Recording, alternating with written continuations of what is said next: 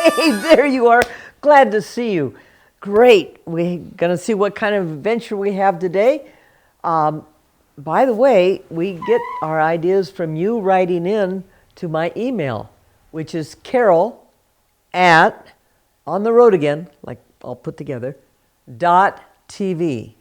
Carol at on the road again .tv. Waiting to hear from you. Okay.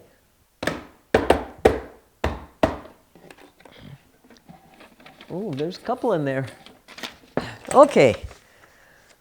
This one's from Anna, and she's talking about a guy named Dave who's going to tell us about a company that used to own a forestry or a forest for wood, and then why a station wagon's called a station wagon. Now, station wagons are popular. You have a couple kids, you got to get a station wagon, throw them all in there, or nowadays a SUV. But this is a really good idea to go talk to Dave and hear about his station wagon. I really want you to come along. So, on the road again. Here we are on Eastern Street in Henderson, and boy, we found a find. First of all, here's one of the finds. Yeah. That's Dave. Hi, Dave. Hi, how are you? I'm doing well. I'm doing well. And what did you bring to the show today? 1931 Model A Ford Woody. Oh, 1931 Model A Woody. Yeah. Wow, and they call them Woodies? I mean, it sounds... Yeah, that's what they call them. Actually, they're station wagons. But the young whippersnappers don't understand why they're called Woodies. Well, just because the body was made out of wood. Yeah. Yeah.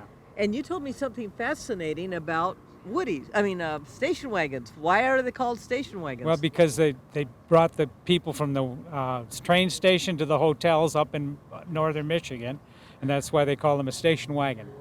So it's a station wagon. Yeah. Goes that. Yeah. A good thing they didn't call them hotel wagons. Or yeah. Now, if it was a Model T, it would have been a depot hack, because it's a depot, a train depot, and a hack is a taxi. Right. Right. So, wow. Yeah. Wow. Wow. Well, let's take a look at this. Let's take a quick look at the engine. Okay. And I noticed on this grill here, there's a hole. And again, you young whippersnappers don't know what that might be, but it's for the crank starter. So you can't just turn a key. Well, no, you can. This one has electric start, but if you had a dead battery, you could start it with a crank. And so a crank fits in there, and you, boom. Yep. And boom, boom. Yep. And sometimes it starts. Yeah, sometimes. Sometimes, yeah. Wow. Wow. And tell me about the quail on the mount. Okay, they made, they had them originally, you had to buy it as an accessory. But so this is a newer one now, though. Yeah. This is a remake of the old accessory. Wow. I've never seen a quail hood mount. Yep, that's exactly what it is. Just well, actually, the radiator's in here. Yes. Yeah. Oh my. You know what's nice about older cars is when you look at the engine, you know what you're looking at. Yeah. And I see 4 spark plugs, so yeah. 4-cylinder. 4-cylinder. But what caught my eye was between the spark plug and the distributor, they're not wire, they're copper strips. Yeah, copper strips, oh, that's what they are. Wow, yeah. And that's the way it worked. Wow, very neat. Okay, let's go around this way and look at the side of this. Wonderful, wonderful car. Yep. Okay. Now with this engine, the horsepower is? It's 40 horse. 40 horses. Yep. Wow. Woo. Yeah. But in the day, 40 horses is quite a lot. Oh, yeah. This was a fast car back in the day. Wow. Tell me how you got to know this car. It's quite an interesting story. My buddy bought it. Yeah. From a guy in Birmingham, Michigan. Okay. And we went and picked it up. I was 15 years old. We went and picked it up, put it on a trailer. Yeah. And it stayed in his dad's garage for 42 years. It stayed in the garage for 42. He didn't drive it. He didn't. Oh no, it didn't run. Oh.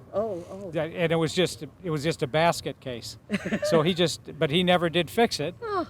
His dad worked on it some, but he never did get it running or anything. Yeah. And so then when he had a stroke, so I got the car from him, and I went to Michigan and picked it up, brought it out here. How'd you bring it out? On a trailer. Yeah. And then I restored the whole thing by myself. Wow, totally by yourself. Yep, I painted it. I did the work, woodwork. I did. The only thing I didn't do was the engine. I had the engine rebuilt. Other than that, everything was done by me. It's wonderful. And you painted it yourself? Yeah. No, not No, that no. kind. Just regular paint gun, but Yeah. just one of those Harbor Freight specials. Oh, yeah, yeah, yeah. Great. Let's look inside. Oh, my gosh. You want to open? Sure. Oh, the inside of the door is wood Yeah. and, of course, stick shift. It was Yeah, stick shift. Yeah, 3-speed. 3-speed. 3-speed. Yeah. Wow. Beautiful. And you've got your water meter and what's on the other side? Yeah, the oil pressure Uh-huh. and water, Great. and then it's got an amp gauge in it, Ah. and the fuel gauge is right here. And I'm noticing up above, I mean, wow, the wood goes across. Yeah, that's just wood slats, Yeah. and then And then does the canvas just lay on the wood? well, slats? there's first there's chicken wire.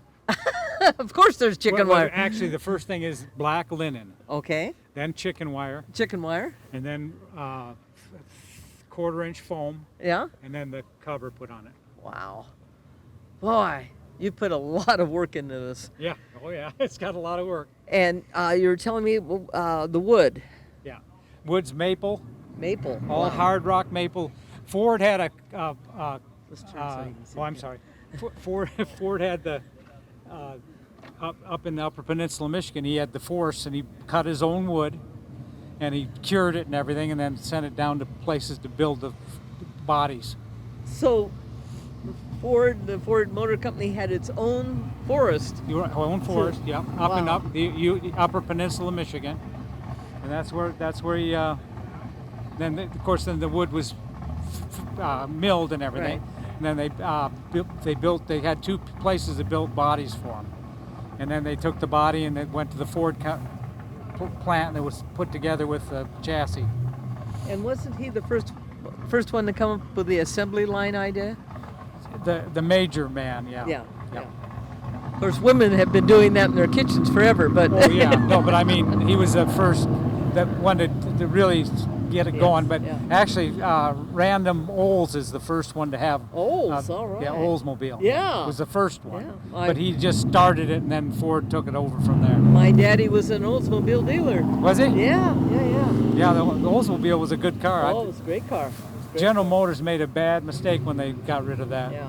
Yeah. Now, so this is maple. What is That's the paneling? Baltic birch. The Birch. paneling's birch. Oh my gosh. So moving back here. So there's 2 seats Yeah.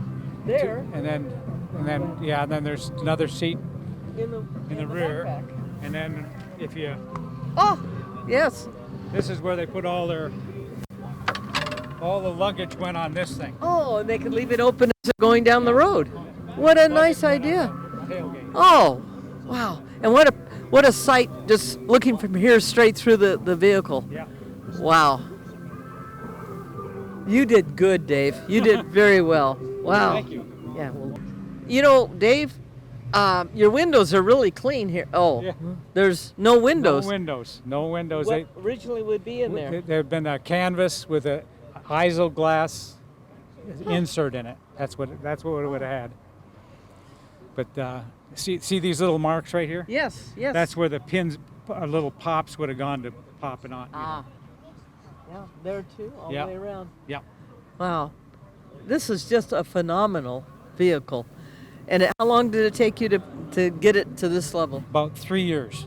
3 years. Boy, your buddy really missed out, didn't he? Yeah, he missed out, but I took it over to before he died. I took it over to Tucson, Arizona, and I gave him a ride in it. So Oh, that's nice. Yeah. Yeah. he sure appreciated that. Oh, yeah. Yeah. Oh, that's great. 1931. 1931 Ford. Dave, thank you. Thank you. It's been a pleasure. Thank you. Boy, we're on the road again. Oh.